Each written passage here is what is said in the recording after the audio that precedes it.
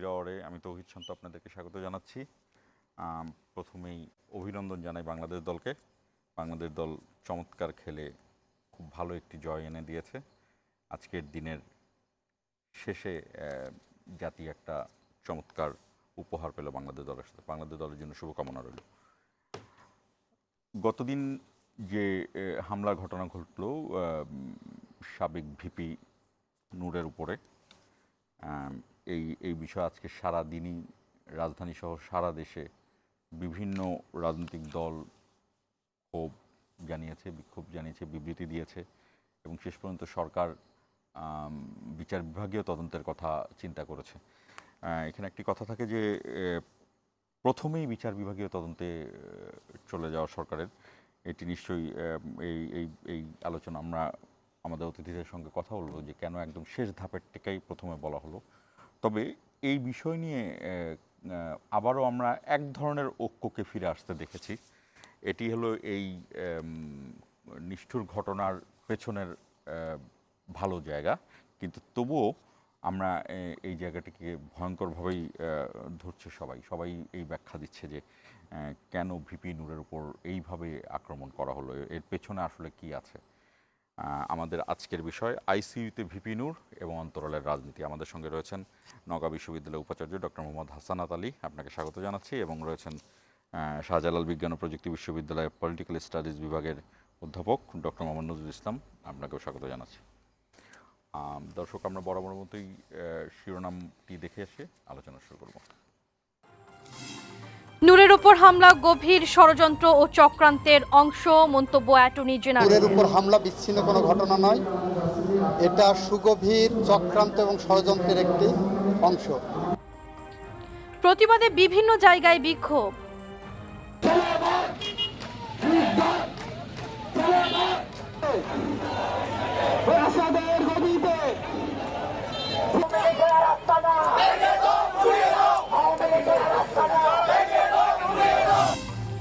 তীব্র নিন্দা সরকারের নূরের ওপর হামলার বিচার বিভাগীয় তদন্তের সিদ্ধান্ত। এই ঘটনার উপরে একটি জুডিশিয়াল তদন্তের সিদ্ধান্ত হয়েছে। একজন হাইকোর্টের জাস্টিসের নেতৃত্বে এই তদন্ত হবে। কাল বিএনপি জামায়াত এনসিপির সাথে প্রধান উপদেষ্টার বৈঠক। ঐক্য ধরে রাখাই বিএনপির লক্ষ্য, বললেন তারেক রহমান। অন্তর্ভুক্তিমূলক বাংলাদেশ গড়ার দৃঢ় প্রত্যয়। লেজুর বৃত্তির রাজনীতি বন্ধ করার প্রতিশ্রুতি বাকসাসের ইশতেহারে। জাকসুতে বামপন্থীদের প্যানেল ঘোষণা, ভোটারের পিছু ছুটছেন প্রার্থীরা। হল এবং একাডেমিক অঙ্গনে দলীয় রাজনৈতিক কাঠামো বন্ধ করা হবে। আমরা মনে করি নির্বাচনটা একটি লড়াইয়ের মাঠ এবং এই লড়াইয়ে আমরা যতদিন না জিতবো ততদিন পর্যন্ত আমরা মরণ প্রাণ সংগ্রামটি লড়াইটি চালিয়ে যাব। সাধারণ শিক্ষার্থীদের পক্ষ থেকে ভালো সাপোর্ট পাচ্ছি এবং তারা সকলেই আমাদের পাশে সহযোগিতার হাত বাড়িয়ে দিয়েছেন। এবং বিনিয়োগ চাঙ্গা করতে ভালো নির্বাচন দরকার, বলছে সিপিডি। নিজের টাকাতে দুটি আধুনিক বাল্ক ক্যারিয়ার জাহাজ কিনল বাংলাদেশ শিপিং কর্পোরেশন।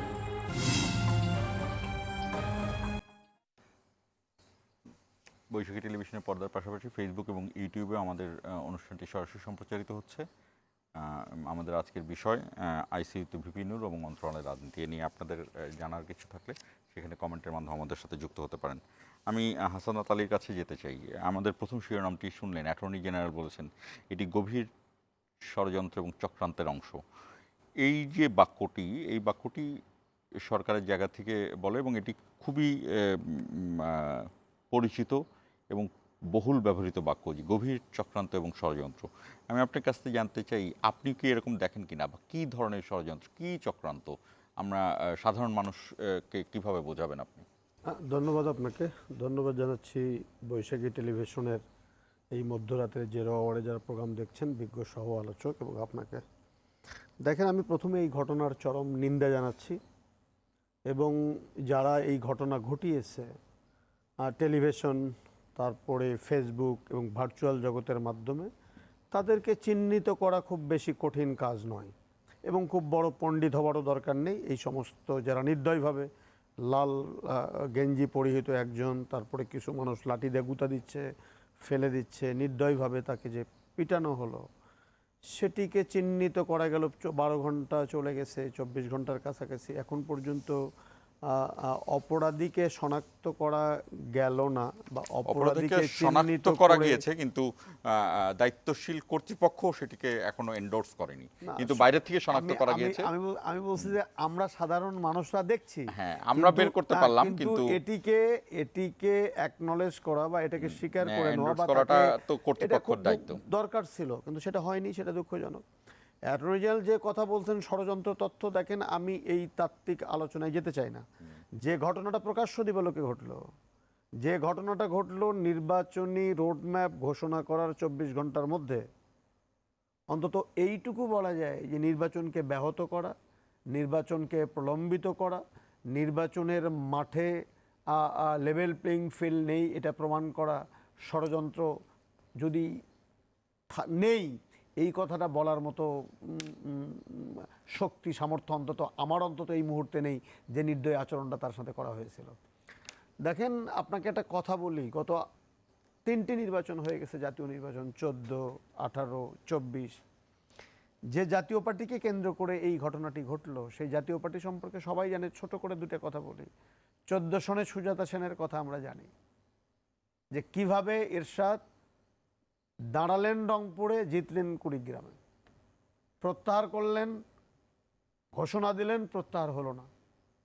সম্ভবত নাটক আমরা- ওই সময়ই বাংলাদেশের মানুষ প্রথম দেখেছে যে অ্যাম্বুলেন্সে করে হাসপাতালে না, র্যাবের গাড়িতে করে হাসপাতালে যায় অনেক। এবং উনি গল্ফ খেলতেছেন, হাসপাতালের কথা বলা হলো, পরে ওনাকে খুঁজে বলে কর্মীটোলাতে উনি গল্ফ খেলছেন। এবং তিনি এই যে- এই যে- এই যে বন্দুক জাতীয় বের পার্টি করে মাথায় ধরে এবং এক ধরনের 2014 ড্রামাও সনে- করেছিলেন। 2014 সনে ফ্যাসিজমের গোড়াপত্তন যে তৈরি হলো, সেই তৈরি হওয়ার ক্ষেত্রে জাতীয় পার্টির একটা অন্যতম ভূমিকা ছিল। 18 সনের কথা যদি বলেন, পদ ভাগাভাগি করলেন, গণতন্ত্রের পক্ষে থাকলেন না। 24-এর কথা যদি বলেন, লাঙ্গল মার্কা, শেখ হাসিনার সালাম নিন, লাঙ্গল মার্কায় ভোট দিন, পোস্টারে নাম লেখা থাকলো। এই যে 3টি নির্বাচনে গণতন্ত্রকে একেবারে কবরস্থানে পাঠানোর জন্য যে বন্দোবস্ত পতিত সরকারের, তার তো অন্যতম সহযোগী, সহমর্মী, সহযাত্রী এই জাতীয় পার্টি। আমি একবারও মনে করি না যে জাতীয় পার্টির অফিস ভাঙতে হবে, আমি একবারও বলছি না জাতীয় পার্টির অফিসে আগুন দিতে হবে, কিন্তু তারা এখনও দাঁড়িয়ে ফ্যাসিস্টকে পুনর্বাসিত করার জন্য যে সমস্ত কথাবার্তাগুলো বলে এই শহীদের রক্তের ওপরে জাতীয় পার্টি দাঁড়িয়ে- আপনি ফ্যাসিস্টের দোসর বলবেন? দোষর না, সেও ফ্যাসিস্ট। কারণ এই ফ্যাসিস্টকে এই দেশে প্রতিষ্ঠিত করার জন্য, স্ট্যাবলিশ করার জন্য যা যা করার নির্লজ্জভাবে তা করেছে। আপনি 24-এর আগে জানেন না যে আপনার এই যে আমাদের জাতীয় পার্টির প্রধান এরশাদ সাহেবের ভাই ইন্ডিয়াতে গেলেন, বিমানবন্দরে তাকে জিজ্ঞাসা করা হলো যে কী আলোচনা হলো, সব আলোচনা হয়েছে, কিন্তু বলা যাবে না কী আলোচনা হলো। তুমি আমি ডামি, এই তুমি আমি ডামি করে গণতন্ত্রকে হত্যা করা হলো, মানুষের ভোটাধিকার হরণ করা হলো, জনগণের শাসন থেকে জনগণকে বঞ্চিত করা হলো। তারপরে তাকে আপনি ফ্যাসিস্ট বলবেন না? যদি জাতীয় পার্টি মানে যদি কোনটা বলা উচিত? যত মানুষের মানে ফ্যাসিস্ট, কোনটা ডেফিনিশনে কোনটা ঠিক? দোসর না ফ্যাসিস্ট? ফ্যাসিস্টের অংশ তারা, দোসর টোসর না, ফ্যাসিস্টের অংশ তারা। তাদেরকে আপনি আলাদা করতে পারবেন না ফ্যাসিস্ট থেকে। তারা দামি তুমির মধ্য দিয়ে এদেশের গণতন্ত্রকে হত্যা করার ক্ষেত্রে একটা অনুঘটক হিসেবে কাজ করেছে। খুব কঠিন হতো যদি জাতীয় পার্টি যদি জনগণের পক্ষে দাঁড়াতো, জনমানুষের পক্ষে দাঁড়াতো, এবং 18 বছরে যে নিরলস আন্দোলন, একটি ভোটাধিকার প্রয়োগের আন্দোলন, সেই আন্দোলনে যদি তারা জনগণের পক্ষে থাকতো, তাহলে পতিত সরকারের পক্ষে এ ধরনের ফ্যাসিজম স্টাবলিশ করা, মানুষ গুম, হত্যা, খুন, আয়নাঘর তৈরি করা এবং সমস্ত সাংবিধানিক প্রতিষ্ঠানগুলোকে ধ্বংস করা খুব সহজ কাজ ছিল না। কিন্তু জাতীয় পার্টি সেই কাজটিকে সহজ করে দিয়েছে সেই সরকারের সহযোগী হিসাবে।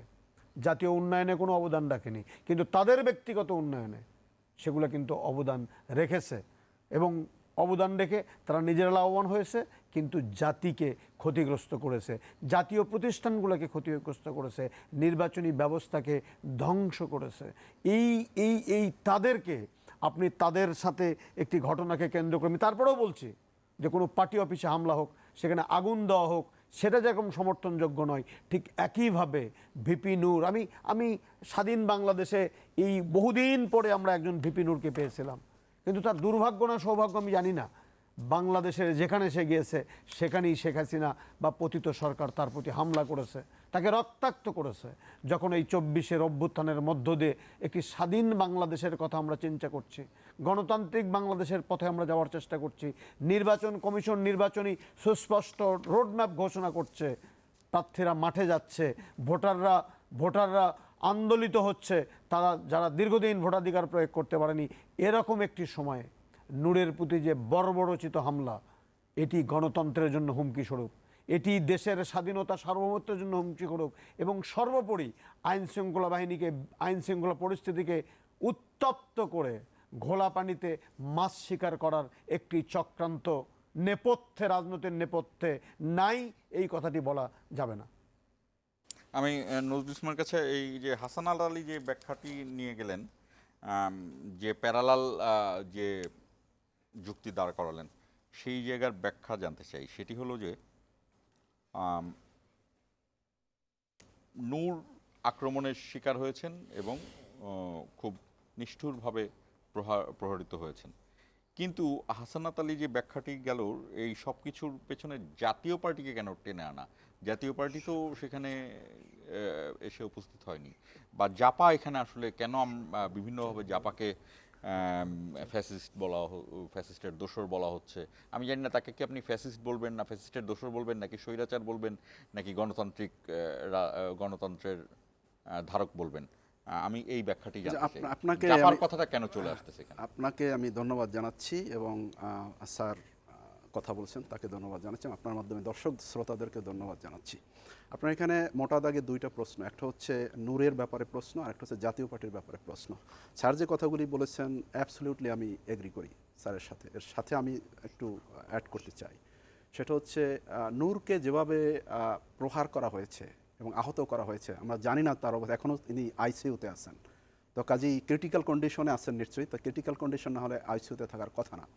তো এটা একটা বর্বরচিত হামলা। এবং নূরের ব্যাপারে দেখেন, নূর একজন পলিটিশিয়ান, তিনি ডাকসুর বিপি ছিলেন, এখন একজন জাতীয় নেতা।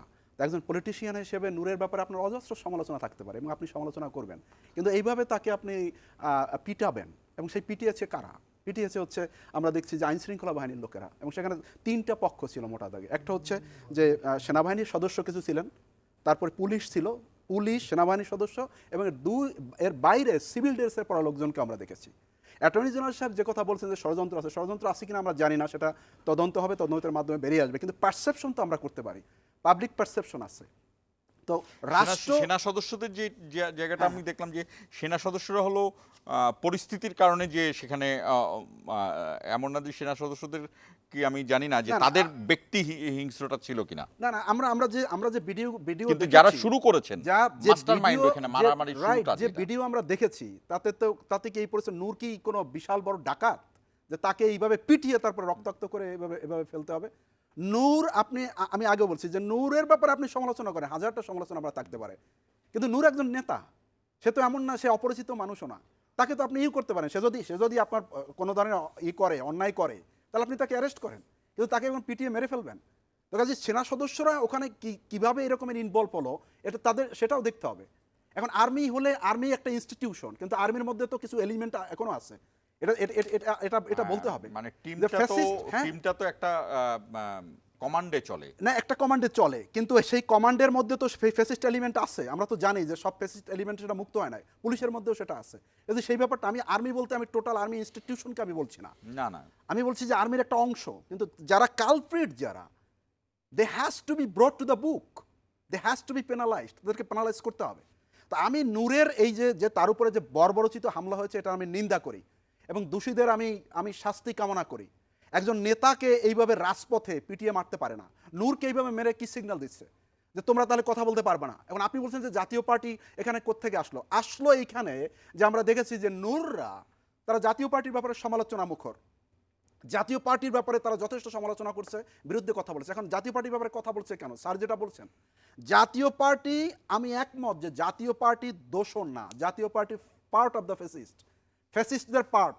যে গত 15 বছরে ফ্যাসিজম যে এস্টাবলিশড হয়েছে, জাতীয় পার্টি যদি সহযোগিতা না করতো, তাহলে এই ফ্যাসিজম এস্টাবলিশ হতে পারতো না, এনেবলড হতে পারতো না। জাতীয় পার্টি ফ্যাসিস্ট এস্টাবলিশমেন্টের ক্ষেত্রে সহযোগিতা করেছে এবং জাতীয় পার্টিকে কোঅপ্ট করেছে ফ্যাসিজম, আর সাথে সাথে এস্টাবলিশড করে তারপরে জাতীয় ওই ফ্যাসিস্ট যাতে টিকে থাকে সেই জন্য সেই ফ্যাসিজমকে এনাইবল করেছে জাতীয় পার্টি।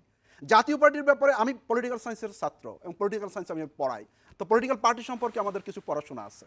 তো সেই হিসেবে বলতে পারি যে বাংলাদেশের মানুষের এবং একাডেমিকদের পারসেপশন হচ্ছে জাতীয় পার্টি ভারতের একটা বি টিম, আওয়ামী লীগ ভারতের এ টিম। আওয়ামী লীগকে দিয়ে যদি পারপাস সার্ভ না হয়, আওয়ামী লীগ যদি না থাকে, জাতীয় পার্টিকে দিয়ে সেই পারপাস সার্ভ করবে। তো কাজে জানি না এই ব্যাখ্যাটা কেন আপনি এইটা আমি এই কারণে দিয়েছি, যেটা যে ব্যাখ্যাটা স্যার অলরেডি দিয়েছে। আমরা কি জাতীয় পার্টিকে আমরা কি দেখেছি, এরশাদ সাহেব বলছেন সকালবেলা বলছেন, এটা সম্ভবত 2014 সালের নির্বাচনে, যে আমি যদি নির্বাচনে যাই আপনার আমার মুখে থুথু দিবেন। বিকেলবেলা উনি বললেন যে আমরা নির্বাচনে যাব। সেদিন যদি 2014 সালে জাতীয় পার্টি নির্বাচন না যেত, তাহলে আজকে 2024 সাল পর্যন্ত 10 ইয়ার্স এতে কি যায় আসে? এতে এরশাদের কি যায় আসে? কারণ তিনি তো পলিটিশিয়ান, পলিটিক্সে তো শেষ কথা বলতে কিছু নাই। আমি এটা এগ্রি করি না। তার কারণ হচ্ছে পলিটিক্সে শেষ কথা বলতে কিছু নাই, এটা যেমন সত্য। পলিটিক্স হবে জনগণের হোপস এবং অ্যাসপিরেশনকে সামনে রেখে। আপনি জনগণ কি চায় সেটা যদি আপনি অ্যাড্রেস না করেন, আপনি যদি একটা অন্য বাইরের একটা শক্তি দিয়ে নিয়ন্ত্রিত হন, রিমোট কন্ট্রোলে যদি আপনি পলিটিক্যাল পার্টি চলেন, তাহলে সেটা তো জনগণ অ্যাকসেপ্ট করবে না। সেখানে জনগণ কথা বলবে, আমি একজন জনগণের পার্ট, সেই হিসেবে আমি কথা বলছি। এটা তো করতে পারে না। তারপরে তাহলে কি জাতীয় পার্টির রাজনীতি করার দরকার নেই? এইটা রাজনীতি কিভাবে বন্ধ করবে? জাতীয় পার্টির রাজনীতি করার দরকার আছে কি নাই, এটা এই দেশের জনগণ ঠিক করবে। আমরা কেন এখন সমালোচনা করছি? জাতীয় পার্টিকে নিষিদ্ধ করা হয় নাই, কিন্তু জাতীয় পার্টি কি তার ইচ্ছা চেঞ্জ করছে? 5ই আগস্টের পরে জাতীয় পার্টি কি বলছে যে আমরা ক্ষমা চাই, অথবা আমরা অতীতে যে ভুল করছি? তারা তো সরকারে ছিল না, তাদের কি পতন হয়েছে? না, তাদের পতন তো হয়েছে, ফেসিবাদের পতন হয়েছে, তারা ফেসিবাদের পক্ষে ছিল, কাজে কি তাদের তো পতন হয়েছে। আপনি যদি ফেসিবাদের পক্ষে থাকেন আর ফেসিবাদের পতন ঘটে, তাহলে আপনারও তো পতন। আপনি এই বিষয় নিয়ে আরেকটু যাব। হাসানাত আলীর কাছে আমি জানতে চাই, জাতীয় পার্টির কয়বার পতন হয়েছে? দেখেন, আপনি একটা কথা বলছেন প্রাসঙ্গিক ক্রমে, যে জাতীয় পার্টি সরকারে ছিল কিনা। জাতীয় পার্টি তো একাধিক মন্ত্রী ছিল সরকারে, তারা বিরোধী দল। আপনি কি এই চিড়িয়াখানা মার্কা সংসদ কখনো দেখেছেন বাংলাদেশের যেটা ছিল? যে সেটি হলো যে বিরোধী দলের আপনি এমপি, কিন্তু ফ্ল্যাগ আপনার গাড়িতে। নজির দেখাতে পারবেন গণতান্ত্রিক বিশ্বে এরকম কখনো ঘটনা ঘটেছে? জাতীয় পার্টি তো সেই কেলেঙ্কারিও করেছে। এদের পতন তো নয়, এরা বাংলাদেশের রাজনীতি নামক যে একটি প্রতিষ্ঠান, সেই প্রতিষ্ঠানকে তারা কলুষিত করেছে, বিতর্কিত করেছে, এবং এটি মানুষের মধ্যে এক ধরনের রাজনীতি সম্পর্কে নেতিবাচক ধারণা তৈরি করার নিয়ামক হিসাবে কাজ করেছে জাতীয় পার্টির এই ভূমিকা। তো আমাদের অনুচ্ছেদ 17 বলেন, আর আমাদের যে গণতান্ত্রিক অধিকারের কথা বলেন, যেটার দিকে আমরা এগিয়ে যাচ্ছি, এই 17 বছরের ফ্যাসিজমের বিরুদ্ধে যে আন্দোলন হলো এই যে 5ই আগস্টের, সেই জায়গাতে আমি কোনো রাজনৈতিক দলের রাজনীতিতে বন্ধ করার সুযোগ নেই। না, আমি কিন্তু একবারও বলিনি আপনি জাতীয় পার্টির রাজনীতি বন্ধ করেন, একবারও আমি সমর্থন করি না যে আপনি জাতীয় পার্টির অফিসে আপনি আগুন দেন। কিন্তু আমার প্রশ্ন হলো যে আপনি তো এটি অস্বীকার করার কোনোই উপায় নাই যে ফ্যাসিজম বাংলাদেশে যে তৈরি হলো তার জন্য আমার অর্থনীতি লোপাট হয়ে গেল, ব্যাংকিং সেক্টর ধ্বংস হয়ে গেল, আমার দেশের টাকা বিদেশে পাচার হয়ে গেল, ব্যাংকের টাকা লুট হইল, বাংলাদেশ ব্যাংকের টাকা। একজন মন্ত্রীর 263টি সাম্রাজ্য পাওয়া গেল যুক্তরাজ্যে। এই ফ্যাসিস্টের সহযোগিতা করার জন্যই তো হইল। কখনোই আওয়ামী লীগ এতদিন এই রেজিম কন্টিনিউ করতে পারতো না, যদিও জাতীয় পার্টি জনগণের পক্ষে দাঁড়িয়ে জনগণের পক্ষে রাজনীতি করত। মানুষের ক্ষোভের জায়গা সেই জায়গায়, মানুষের আক্ষেপের জায়গা সেই জায়গায়, মানুষের সমালোচনা জায়গার সেই জায়গায়। আপনি বলছেন জাতীয় পার্টি, কয়েকদিন আগেও বলেছে জাতীয় পার্টির নেতারা যে আওয়ামী লীগ ছাড়া নির্বাচিত হইলে সেই নির্বাচন নাকি গ্রহণযোগ্য হবে না। আমি যদি তার কথা ধরে নিই, আপনি এই কথাটা বলেননি কেন 14 সনে বিএনপি ছাড়া নির্বাচন হলে নির্বাচন গ্রহণযোগ্য হবে না? 24-এ কেন বলেননি যে বিএনপি দেশের সমস্ত বিরোধী রাজনৈতিক মতকে বাইরে রেখে যে নির্বাচন ডামি নির্বাচন হচ্ছে, এই নির্বাচন গ্রহণযোগ্য হবে না? আপনি তখন বললেন না। আর যখন 1400 সন্তানের রক্তের মধ্য দিয়ে আমার দেশ, সেই দেশে দাঁড়িয়ে থেকে সেই সময় ইলেকশনে অংশ নিয়েছেন এবং ইলেকশন তো তারা জাস্টিফাই করেছেন। কোথায় বলবেন কোথায়? ইলেকশন তো বহু দলের অংশগ্রহণে হয়েছে। না, বহু দলের অংশগ্রহণে হয়নি। 2024-এ তুমি আমি আর ডামি এই নির্বাচন হয়েছে। বহু দলের নির্বাচন আপনি কোথায় পাইলেন? আওয়ামী লীগ তার বিদ্রোহী প্রার্থী নির্বাচন, এটাকে আপনি বহুদলীয় বলেন? একটা কথা, এক দলই বহুমুখ। হ্যাঁ, সেটা ওই তো তুমি আমি ডামি, ডামি নির্বাচন। তো এই নির্বাচনের নামই ছিল ডামি।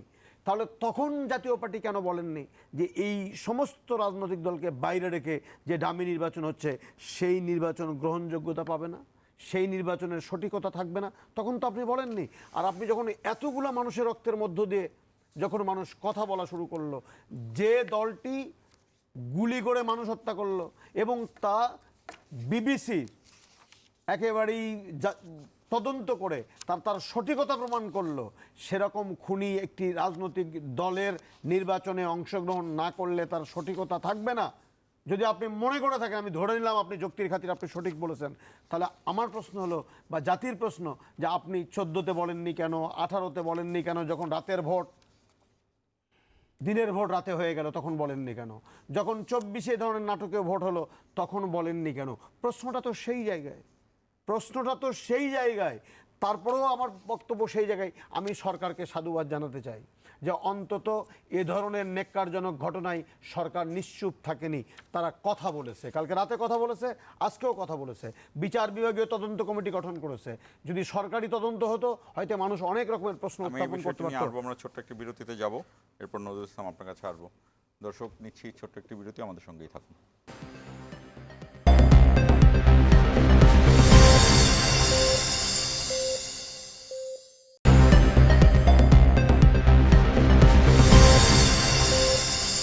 আবারও স্বাগত ইস্পাহানি মির্জাপুর 0 আওয়ারে। আমাদের অনুষ্ঠানটি ফেসবুকে সরাসরি সম্প্রচারিত হচ্ছে, ইউটিউবে সরাসরি সম্প্রচারিত হচ্ছে। আপনার চাইলে কমেন্টের মাধ্যমে আমাদের সাথে যুক্ত হতে পারেন। নজরুল ইসলাম আপনার কাছে আসতে চাই, তার আগে আমি দুটো বিষয় বলি। একটি হলো জাতীয় পার্টির একাংশের, মানে যেটা রওশন এরশাদপন্থী, যেটাই তার যে মহাসচিব আছে কাজী মামুনুর রশিদ, তিনি একটি সংবাদ সম্মেলন করে বলেছেন মব ভায়োলেন্স করে জাতীয় পার্টির অগ্রযাত্রা দমিয়ে রাখা যাবে না। আমি জানি না জাতীয় পার্টির কী অগ্রযাত্রায় জাতীয় পার্টি আছে। আর আরেকটি বিষয়, সেটি হলো অ্যাটর্নি, বেশ কয়েকটি গণ অধিকার পরিষদ সহ এনসিপি তারা প্রত্যেকেই কর্মসূচি দিয়েছে জাতীয় পার্টিকে নিষিদ্ধ করার জন্য। কিন্তু বাংলাদেশের এই চলমান আইনে কেন একটা রাজনৈতিক দলকে নিষিদ্ধ করা হবে কিনা জানি না। যেমন আওয়ামী লীগকেও কিন্তু কার্যক্রম স্থগিত আছে, কিন্তু দল হিসেবে কিন্তু নিষিদ্ধ করা হয়নি। জাপাকে নিষিদ্ধের আইনগত দিক যাচাই বাছাই করে পদক্ষেপ অ্যাটর্নি জেনারেল জানিয়েছে। জি না, প্রথম কথা হচ্ছে যে মব ভায়োলেন্স করে জাতীয় পার্টির অগ্রযাত্রা ব্যাহত করা যাবে না। কোনটাকে মব ভায়োলেন্স বলছেন আর কি? যে আমি তো বুঝতে পারছি না যে ফেসিবাদী আচরণ যারা করছে তাদের ব্যাপারে তো যারা পুরো গণঅভ্যুত্থান ছিলেন অথবা পুরো রেভলিউশন যারা ছিলেন, তো তারা তো কথা বলবে, দে হ্যাভ টু সে। জাতীয় পার্টি তো জাতীয় পার্টির জায়গায় নাই। আমরা জাতীয় পার্টির নেতারা কি চিন্তা করে দেখছেন যে দেশের মানুষরা তাদের সম্পর্কে কী ভাবে, তাদের অবস্থানটা কি? তারা সকালে এক কথা বলেন, বিকালে আর এক কথা বলেন। দেশের মানুষের চাওয়া পাওয়া, রাজনৈতিক দলের কাজ কি, রাজনৈতিক দল কি অ্যাড্রেস করে, যে একটা দেশের মানুষ কি চায়, কিভাবে ভাবে, তাদের আদর্শটা কি, নীতি নৈতিকতার কথা। জাতীয় পার্টি তো কোনো নাই, নৈতিকতাই নাই। জাতীয় পার্টি কোন অবস্থান থেকে এই কথা বলে যে অগ্রযাত্রা ব্যাহত করা যাবে না? এবং আপনি দেখেন জাতীয় পার্টির অবস্থাটা কি। জাতীয় পার্টির অবস্থা হচ্ছে নর্থ বেঙ্গলে এরশাদ সাহেবের তার বাড়ি ওখানে এসে অনেক কাজকর্ম করছেন, উন্নয়ন করছেন, যে কারণে মানুষ সেখানে তাদের একটা বেজ আছে। এর বাইরে জাতীয় পার্টি সারা বাংলাদেশের কথা চিন্তা করলে কোথাও তাদের অস্তিত্ব আছে? কিছু আছে। যতটুকু তাও ছিল, এখন কি হয়েছে? মরালি তোর একটা ব্যাংক্রাফট একটা পার্টি হয়ে গেছে এখানে জাতীয় পার্টি। কাজে তাদের কি অগ্রযাত্রা হবে আমি বুঝি না। এরপরও আমরা বুঝতাম যে জাতীয় পার্টি যে অপরাধ করেছে, এই যে এত মানুষকে জুলাই রেভলিউশনের সময় হত্যা করা হয়েছে, জাতীয় পার্টি একটা স্টেটমেন্ট দিয়েছে। তারা তো পক্ষে তো এই রেভলিউশনের পক্ষে তো যাই নাই, কিন্তু রেভলিউশন হওয়ার পরও তারা একটা স্টেটমেন্ট দেয় নাই যে এই যে এত মানুষকে হত্যা করা হলো, এত মানুষ আজকে এখনো আহত আছে, কাতরাচ্ছে, অনেক মানুষ চোখ হারিয়েছে, অনেক মানুষ পা হারিয়েছে, এবং তা এই যে ফেসিস যে আচরণ, সেই আচরণের বিরুদ্ধে জাতীয় পার্টি তো একটা স্টেটমেন্ট দেয় নাই। এখন পর্যন্ত জাতীয় পার্টি ক্ষমা চায় নাই। যদি জাতীয় পার্টি ক্ষমা চাইতো এবং বলতো যে হ্যাঁ আমাদের ভুল হয়ে গেছে, মানুষ হয়তো মাফ করে দিত, কিন্তু সেই মাপটা তো তারা চায় নাই। তো কাজে জাতীয় পার্টি নিয়ে তো আমি কোনো আশা দেখি না। এবং জাতীয় পার্টির ভাবা উচিত যে ওই যে পলিটিক্যাল রেটোরিক, এগুলো এখন আর চলে না, যে বাগাড়ম্বর কথাবার্তা। এখন হচ্ছে ইনফরমেশনের যুগ। এখন প্রত্যেকটি মানুষ, ইভেন একটা স্কুলের ছেলে, সে অনেক ইনফর্মড, সে জানে যে হোয়াট ইজ হ্যাপেনিং এবং কী রকমের রিয়াক্ট করা উচিত সে জানে। কাজে এরকমের এখন এই মানে হাইপারবলিক ডেমাগগ কাইন্ড অফ স্পিচ, এইটা দিয়ে এখন আর কোনো লাভ হবে না। তো সেই কারণে এটা ওয়ার্ক করবে না। আর যেটাকে মব ভায়োলেন্স বলছেন, মব ভায়োলেন্স মানেটা কি এখানে? এখন যদি একটা অপরাধ হয়, সেখানে তো যারা কথা বলার সিভিল সোসাইটি থেকে কথা বলবে বা একটা পলিটিক্যাল পার্টি কথা বলবে। যে বিপি নূরের উপর আক্রমণটা কেন হলো? কারণ বিপি নূরের কি রাইট নাই জাতীয় পার্টি নিয়ে কথা বলার, অথবা বিপি নূরের কি নিয়ে রাইট নাই অন্য কোনো একটা গোষ্ঠীর কথা বলার? আমরা জুলাই রেভলিউশনটা কেন হয়েছে? এখানে কি গোষ্ঠীতন্ত্র কায়েম হবে, অথবা এখানে কোনো শ্রেণীতন্ত্র কায়েম হবে, অথবা কোনো বেস্টেড ইন্টারেস্ট গ্রুপ তাদের পারপাস সার্ভ করবে হবে? এটা একটা ডেমোক্রেটিক একটা রাষ্ট্র, এবং সেই ডেমোক্রেটিক স্টেটের একটা ইনক্লুসিভ একটা অ্যাপ্রোচ থাকবে, যেখানে দেশের জাতি, ধর্ম, বর্ণ, যদি আপনি ধর্মের কথা চিন্তা করেন সকল ধর্মের মানুষ, এমনকি একজন নাস্তিক, তাকেও এখানে ইনক্লুড করতে হবে। আপনি নৃতত্ত্বের কথা চিন্তা করলে আপনি বাঙালি শুধু না, বাঙালির বাইরে যে ক্ষুদ্র নৃগোষ্ঠী আছে, ওই পার্বত্য চট্টগ্রামের খাগড়াছড়িতে, রাঙামাটিতে, অথবা বান্দরবনের গহীন ওই পাহাড়ে যে একজন চাকমা, মারমামা, চমচুঙ্গা বাস করে, তাকেও এখানে ইনক্লুড করতে হবে, এবং সবাইকে ইনক্লুড করে তারপর একটা রাষ্ট্র ব্যবস্থা তৈরি করতে হবে, একটা রাষ্ট্র তৈরি করতে হবে।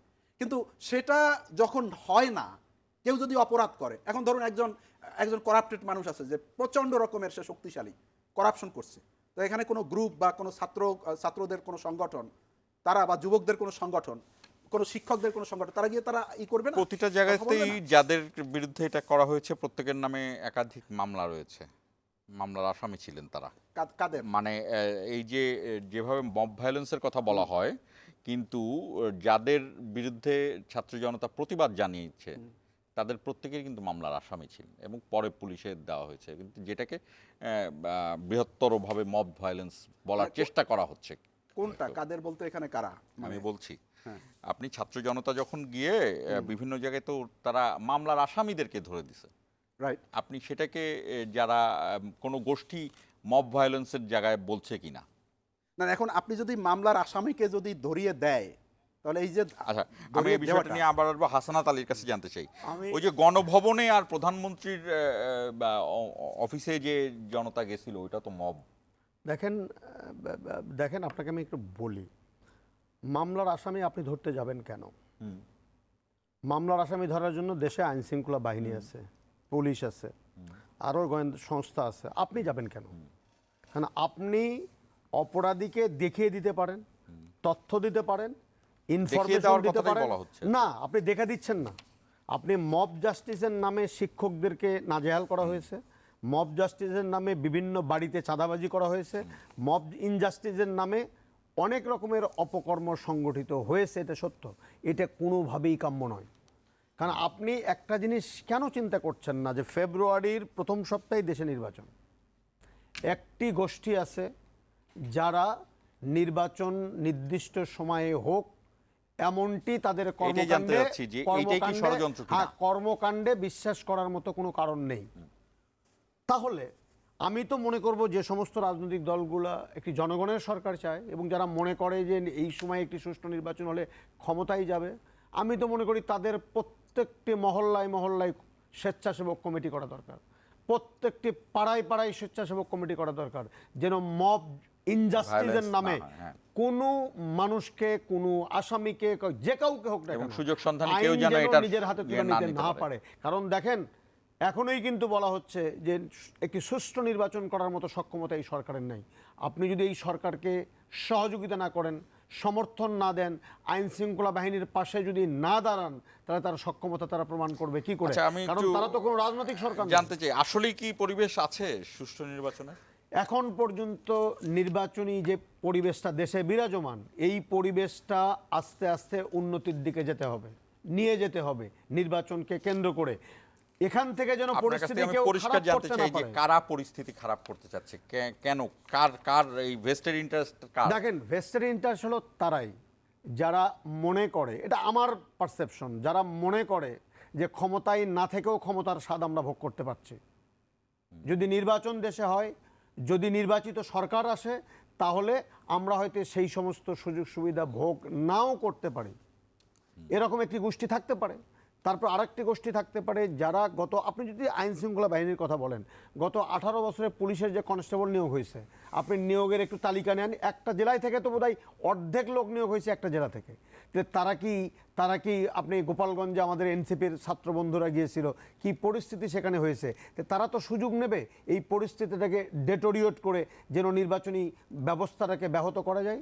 অতএব সেই জায়গায় থেকে আমি শুধু গণতন্ত্রের পক্ষের শক্তির কাছে আবেদন করতে চাই যে একটি ঐক্যবদ্ধ বাংলাদেশ দরকার। দেখেন, কালকে দুঃখ করে আমি একটি কথা বলছিলাম যে 24-এর পক্ষভুক্ত যারা, তাদের মধ্যে যত বিভাজন তৈরি হবে, ওই ফ্যাসিস্টের দোসর নামে যাদেরকে আপনারা গালিগালাজ করছেন, তাদের পথ আরও পরিষ্কার করে আপনারা দেবেন এই রাজনীতির মাঠে আসার জন্য। অতএব আপনারা যদি সত্যি সত্যি যদি মিন করেন যে এই 18 বছরের স্বৈর শাসকের দোসররা বা স্বৈর শাসকরা যেন আবার নতুন করে রাজনীতির মাঠে আসতে না পারে, তাহলে দয়া করে আজকেই অন্তত নিজেরা ভেবে দেখুন যে আপনাদের অনৈক্যের সুযোগ নিয়ে কারা ভিপি নূরের গায়ে হাত দিয়েছে, আপনাদের অনৈক্যের সুযোগ নিয়ে কারা ক্যাম্পাসে ক্যাম্পাসে তারেক রহমান সম্পর্কে অকথ্য ভাষায় গালিগালাজ করেছে, এই অনৈক্যের সুযোগ নিয়ে কারা ক্যাম্পাসে ক্যাম্পাসে বিশ্রী রকমের গালাগালির কালচার তৈরি করেছে, এই অনৈক্যের সুযোগ নিয়ে কারা মব কালচারের নামে চাঁদাবাজিতে লিপ্ত হয়েছে। এগুলো কিন্তু শুধুমাত্র একটি নির্বাচনের মধ্য দিয়ে যেন জনগণের সরকার প্রতিষ্ঠিত না হতে পারে, দেশপ্রেমিক সরকার প্রতিষ্ঠিত না হতে পারে, সেই ষড়যন্ত্রের অংশ কিনা বা সেই ষড়যন্ত্রের ব্লুপ্রিন্ট কিনা, রাজনীতিবিদদেরকে শুধু অনুরোধ করব এই বিষয়টি খতিয়ে দেখে আপনাদের কর্মপন্থা নির্ধারণ করুন। এবং আগামীর বাংলাদেশে যে ফেব্রুয়ারির নির্বাচন, যদি নির্বাচনটা হয়ে যায় ভালোই, আমি অন্তত এইটুকু আমার রাজনৈতিক অভিজ্ঞতা থেকে বলতে পারি যে দেশের অনেক সমস্যার অটোমেটিক্যালি সমাধান হয়ে যাবে এবং দেশ সুপথে চলবে। আমরা একটু বিরতিতে যেতে চাই, তবে তার আগে আপনাকে আমি প্রশ্ন রেখে দিতে চাই দুটো বিষয়। একটি হলো এই নির্বাচন নিয়ে ভেস্টেড ইন্টারেস্টের একটি ব্যাখ্যা হাসানাত আলী দিয়েছেন, ভেস্টেড ইন্টারেস্ট কারা, এক।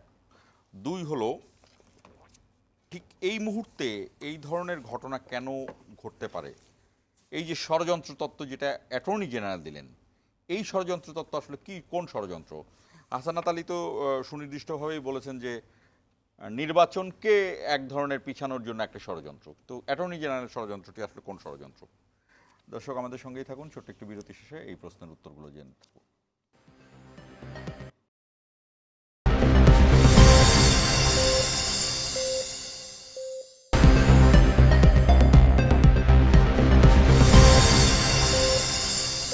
আবার স্বাগত ইস্পাহানি মির্জাপুর জিরো আওয়ারে। ভেস্টেড ইন্টারেস্টের কথা বলছিলাম যে নির্বাচন বন্ধ করার কারা চায়। কোনো রাজনৈতিক দল সরাসরি বলে নাই যে তারা নির্বাচন বন্ধ করতে চায়, সবাই নির্বাচন চায়, কিন্তু তারপর ভেস্টেড ইন্টারেস্টটা আসলে কি, আমি এই প্রশ্নটি রেখেছিলাম। আরেকটি প্রশ্ন রেখেছিলাম যে মব ভায়োলেন্সের কথা, যেটা আগে বলছিলাম যে মব ভায়োলেন্স বা মব জাস্টিস, এটি আপনি কখনোই জাস্টিফাই করতে পারবেন না, এটা ঠিক, কিন্তু এই জায়গাটিকে কি অন্য কোনোভাবে পরিস্থিতিকে অবনতি করার জন্য কাজে লাগানো হচ্ছে কিনা? না, এটা আমার মনে হয় মোটা দাগে যে ষড়যন্ত্রের কথা আসছে বা আপনি যে ভেস্টেড ইন্টারেস্ট গ্রুপ বললেন, আমার মনে হয় দুইটা কারণ এখানে হতে পারে। This is our perception.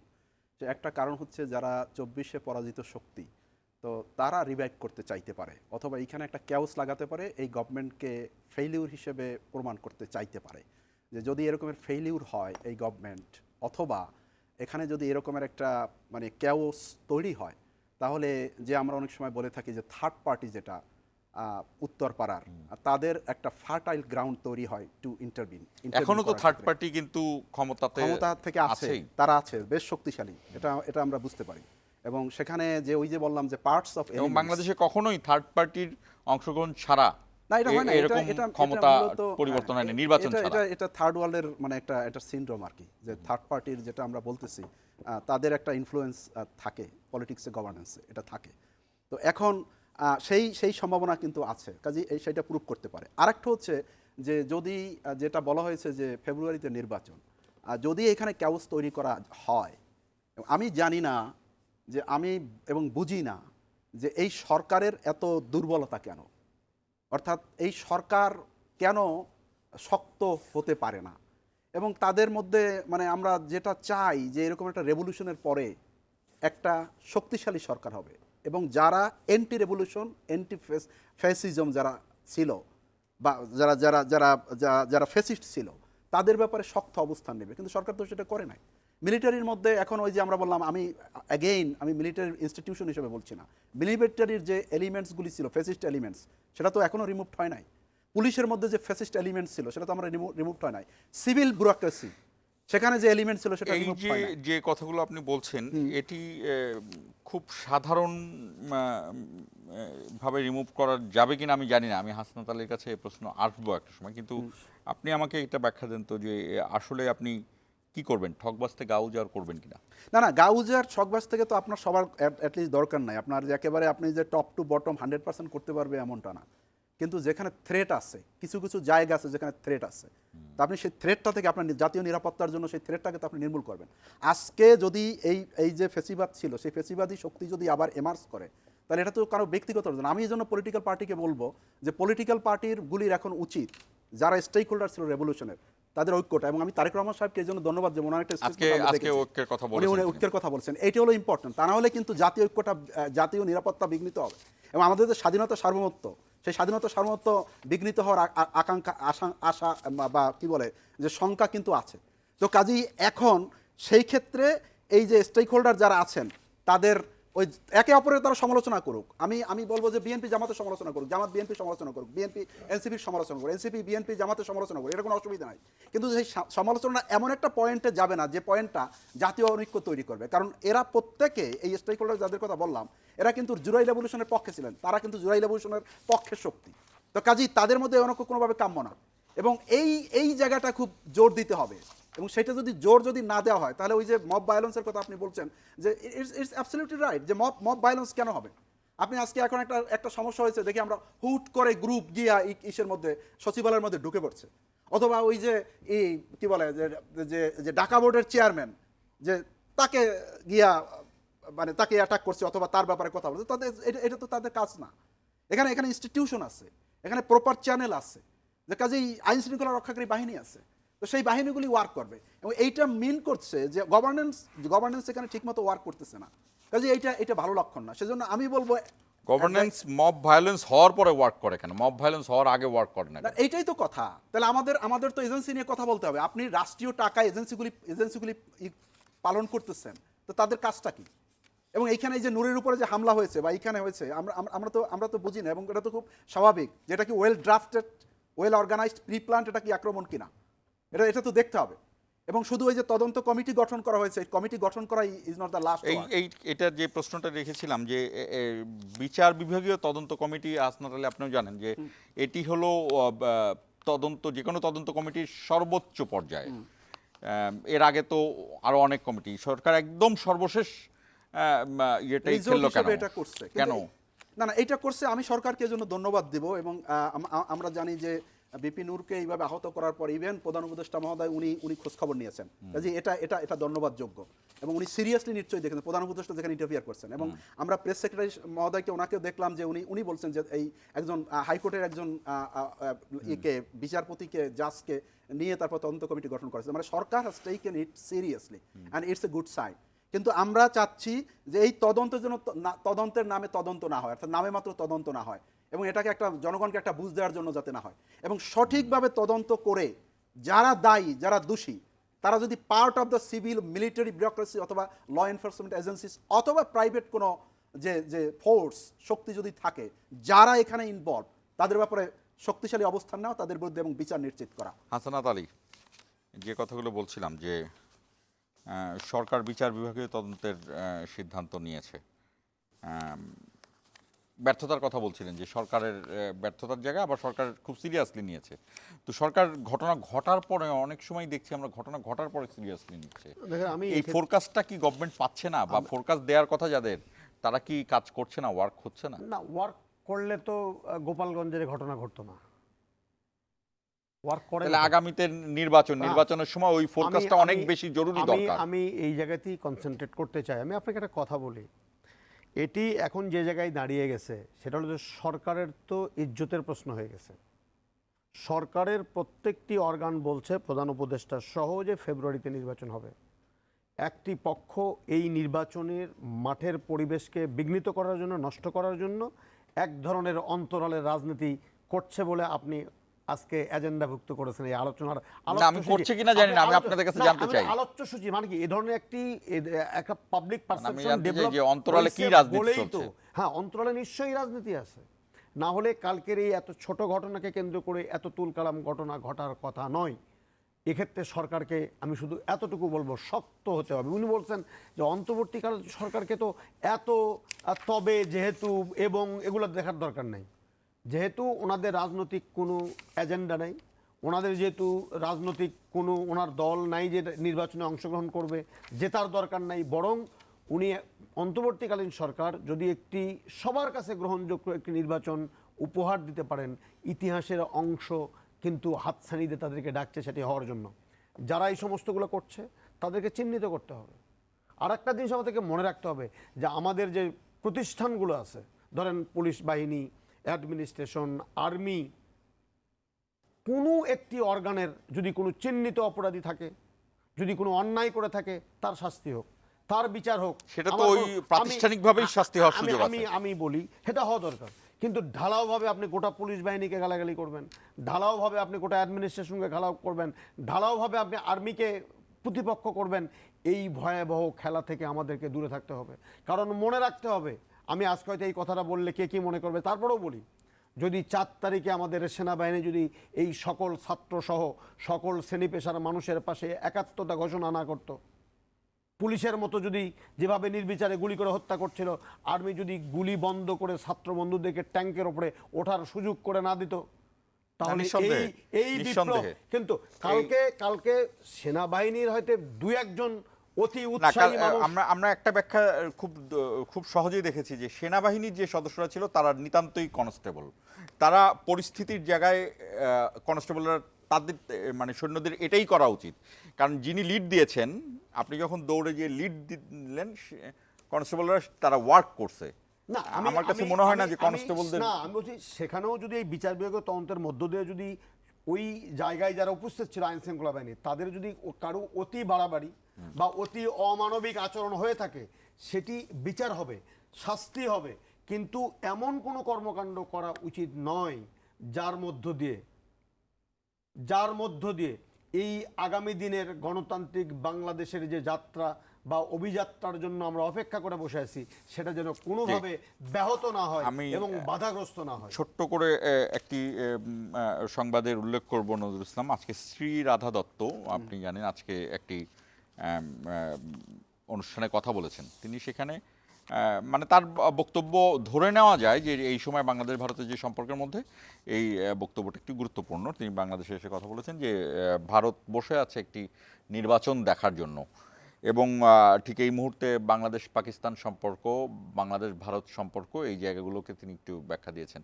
এবং তারা এটি বলেছেন যে ভারতও যেমন একটু বাংলাদেশের সাথে সম্পর্ক পুনর্জাগরণ কিভাবে হবে সেটার বিষয়ে চিন্তিত, বাংলাদেশও চিন্তিত। সে একপাক্ষিক কথা বলেনি, কিন্তু এই দুই পক্ষ থেকে এগিয়ে যাওয়ার কথা। এই জায়গাতে এই যে ভারত নির্বাচন চাইছে, অনেক প্রথম থেকেই বলছে, ভারত কি বাংলাদেশে সত্যিই গণতান্ত্রিক একটি নির্বাচন চায়? তাহলে এর আগের 3টি নির্বাচনে ভারতের ভূমিকা কি ছিল? That's a serious question and that's a very relevant question. আমার কাছে তো মনে হয় এটা খুবই ডিপ্লোম্যাটিক কথা, ডিপ্লোম্যাটরা যেভাবে কথা বলেন আর কি, জাস্ট বলা দরকার। কারণ ভারত বাংলাদেশের ব্যাপারে ভারতের পারসেপশনটা গত 15 বছর সেটা তার প্রমাণ। ভারত সবসময় চেয়েছে, আমি সরি টু সে, এটা ভারতের পররাষ্ট্রনীতি ফেল করছে, শুধু বাংলাদেশের ক্ষেত্রে না, সাউথ এশিয়ার সব দেশের সাথে পররাষ্ট্রনীতি ফেল করছে। ভারত গত 15 বছরে যা করছে, ভারতের রিথিঙ্ক করা উচিত, তাদের রিভিজিট করা উচিত ফরেন পলিসি। কারণ ভারত চেয়েছে একটা দুর্বল বাংলাদেশ দেখতে, এবং সেই জায়গাটা ভারত যেভাবে ডমিনেট করছে, তো বাংলাদেশের মানুষের পারসেপশন যে ভারত বাংলাদেশের ভালো চায় না, এটা তো আমরা চাই না। একসময় ভারত বাংলাদেশের মুক্তিযুদ্ধে সহযোগিতা করে, that's good, that's praise worthy. কিন্তু হোয়াট হ্যাপেন নেক্সট আমরা কি দেখেছি? আমরা তো ভালো কিছু দেখি না। 2014 নির্বাচন সরাসরি সেইখানে মনে আছে আপনার সুজাতা সিং এর কথা, সেখানে কি করছে এসে, জেনারেল এরশাদ নির্বাচনে যেতে চায় নাই, he was forced to take part in election, এবং সেটার জন্য ভারত দায়ী। এবং ভারত এই ফেসিবাদী শক্তিকে গত 15 বছর ব্লাঙ্ক চেক সাপোর্ট দিয়ে গেছে যাতে করে এই শক্তিশালী হয়। এবং এমন কি যে জুলাই যখন এই আন্দোলন হয়, জুলাইয়ের মুভমেন্ট যখন হয়, তখন ভারত সহযোগিতা করছে। তো কাজে আমাদের এই যে এখন কথা যে ভারত নির্বাচন ভারতের সর্বশেষ সহযোগিতা কি? ভারতের সর্বশেষ সহযোগিতা হচ্ছে আশ্রয় দেওয়া। হ্যাঁ, এবং তারা তো আশ্রয় দিয়েছে, এবং তারা তো ইভেন আশ্রয় দিয়েছে শুধু না, আমরা দেখছি যে ভারতীয় মিডিয়া কিভাবে প্রোপাগান্ডা করেছে বাংলাদেশের বিরুদ্ধে। এখানে সংখ্যালঘু যারা, আমরা সংখ্যালঘু বলছি ইন দ্য সেন্স অফ মানে নাম্বার অফ পপুলেশন, এটা কোনো মানে দোষের কথা না, সংখ্যায় যারা কম, এখানে হিন্দু মাইনরিটি, এখানে মাইনরিটির লোকেরা বলছে যে তারা ভালো আছে, তাদের কোনো অসুবিধা নাই। এবং ওখানে গিয়ে যারা এখানে হিন্দু কিছু লোকজন এই কলকাতায় গেছে এবং তাদেরকে জোর করে বলানোর চেষ্টা করা হয়েছে ওখানে, আমরা দেখেছি যে হ্যাঁ তারা খুব এখানে রেপ্রেসড সাপ্রেসড হয়েছে। The fact is different. তো কাজে এই যে আমি একটু শেষ করি, আমাকে একটা মিনিট সময় দেন। আমি এখানে বলি যে এই কারণে ভারত যে আমাদের ভালো চায় বা আমাদের একটা ভালো একটা নির্বাচন চায়, এখানে একটা ভালো গণতান্ত্রিক ব্যবস্থা প্রতিষ্ঠিত হোক, এটা ভারত চায় না। তার সর্বশেষ কারণ হচ্ছে যে জুলাইয়ে যে রেভলিউশন হয়েছে, যে মানুষ হত্যা হয়েছে, সেভাবে ভারত কোনো নিন্দা করে নাই। আমরা ভারতের কোনো গুড জেস্চার, পজিটিভ জেস্চার আমরা দেখি নাই। এবং ওখানে তো শেখ হাসিনাকে তারা আশ্রয় দিয়েছি, এবং সাথে সাথে যদি তারা এটা করতো, যে অন্যায় হয়েছে এই দেশের মানুষের উপর, যে হত্যাযজ্ঞ হয়েছে, সেটা যদি তারা নিন্দা করতো, তাহলে আমাদের একটা অপশন তৈরি হতো যে আমরা তাদের দিকে ফিরে যাব, অথবা তাদের সাথে আমরা সম্পর্কের উন্নয়ন করব। সেটা তো ঘটে নাই। কাজে ভারতের এই যে কথাবার্তা, এ ব্যাপারে মানুষ হাসানাত আলী, আপনার কাছে আসতে চাই। আমি জানি না শ্রী রাধা দত্তের এই নিউজটি দেখেছেন কিনা, আজকেই তিনি একটি জায়গায় আলোচনায় যাচ্ছিলেন, এই যে কথাগুলো বললাম। আমার প্রশ্ন হলো যে ভারত যদি এখন বাংলাদেশে একটি সুষ্ঠু, অবাধ, গণতান্ত্রিক এবং ইনক্লুসিভ নির্বাচন চায়, ভারতকে আসলেই এখনো এই নির্বাচনটি চাচ্ছে, আমরা তো বুঝে নিচ্ছি নির্বাচন চাচ্ছে, তাহলে গেল 3টি নির্বাচনে ভারত কি চেয়েছিল আমাদের? দেখেন, আমি একটা কথা বলি, আমি সারা জীবনই বলার চেষ্টা করেছি যে আমি বাংলাদেশপন্থী রাজনীতি করতে চাই। ভোট আসলে কেউ আমেরিকাপন্থী, কেউ ভারতপন্থী, কেউ চায়নাপন্থী। এখনও দেখেন একবারে সব জায়গায় অনৈক্য, বিএনপি, জামাত, এনসিপি, অনেক অনৈক্য। চায়না যাওয়ার ক্ষেত্রে কিন্তু অসাধারণ একজন ঐক্য, জামাতও যায়, বিএনপি যায়, এনসিপিও যায়, সব যায়, অসুবিধা নেই, সে যাইতে কোনো সমস্যা নেই। চায়না আমাদের নিকটতম বন্ধু রাষ্ট্র, যাইতেই পারে, কোনো অসুবিধা নেই। ইন্ডিয়া কি বলল না বলল, চায়না কি বলল না বলল, আমেরিকা কি বলল না বলল, তার চেয়ে সবচেয়ে গুরুত্বপূর্ণ কথা হলো আমার বাংলাদেশের মানুষ কি বলল। আমার বাংলাদেশের মানুষরা গত 3টি জাতীয় সংসদ নির্বাচনের অধিকাংশ মানুষ দেশের হয় ভোট দেওয়ার প্রয়োজন হয়নি, না হতে ভোট কেন্দ্রে যাইতে দেওয়া হয়নি। 4.25 কোটি তরুণ প্রজন্ম যারা লড়াই করে আমাদের জুলাই বিপ্লব ঘটালো, তারা ভোট দিতে পারেনি 2024-এ। অতএব সেই সমস্ত যারা ভোট দিতে পারেনি, জনগণের সরকার প্রতিষ্ঠিত করার ক্ষেত্রে বাধাগ্রস্ত করেছে, আইন শৃঙ্খলা বাহিনীকে দানবে পরিণত করে, সেই জায়গা থেকে একটি নির্বাচন দেশে হবে এবং সেই অন্তর্বর্তীকালীন সরকার ঘোষিত সময়ে নির্বাচন হবে, সেটি হলো গুরুত্বপূর্ণ।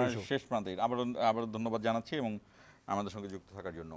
আমি সাধারণ মানুষের জন্য এবং এখনকার তরুণ প্রজন্মের জন্য কয়েকটি তথ্য দিয়ে শুরু করতে চাই।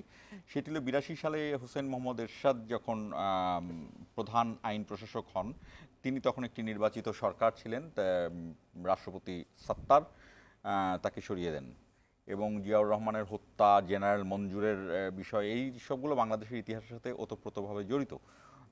যে কোনো ব্যক্তি এটিকে বই পড়ার মাধ্যমে খুঁজে দেখতে পারে। 82 সাল থেকে 90 সাল পর্যন্ত হোসেন মোহাম্মদ এরশাদ ছিলেন এবং তিনি বেশ কয়েকটি নির্বাচন করেছেন, 86 নির্বাচন, 88 নির্বাচন। এই নির্বাচনগুলোতে কখনো শেখ হাসিনা বলেছেন যে যারা যাবে বেহায়া হবে, আবার তিনি গিয়েছেন এবং সেই নির্বাচনগুলোও আসলে কেমন নির্বাচন ছিল জানি না। কিন্তু যেটি আমরা অনেকেই ভুলে যাচ্ছি যে জাতীয় পার্টির কিন্তু আওয়ামী লীগের এই শেখ হাসিনার আগেই আরও একবার পতন হয়েছিল 90-এ স্বৈরাচার হিসেবে। মানে তিনি এই দলটি হিমসেলফ একটি স্বৈরাচার, এটার প্রতিষ্ঠিত। এই জাতীয় পার্টির যে ঘটনাগুলো 82 থেকে 90-এ করেছিল, সেগুলোর একটা এলাবোরেট দিক কিন্তু গেল 17 বছরে মিল আছে কিনা আমি জানি না। আমি প্রশ্ন রেখে গেলাম, তরুণরা দেখতে পারে সেই জায়গাটি। জাতীয় পার্টিকে আসলে স্বৈরাচার, ফ্যাসিস্ট কীভাবে বলা হবে সেটা জানি না, তবে সব রাজনৈতিক দলের গণতান্ত্রিক অধিকার আছে রাজনীতি করার। শেষ করছি, ইস্পাহানি মির্জা 4 আওয়ার।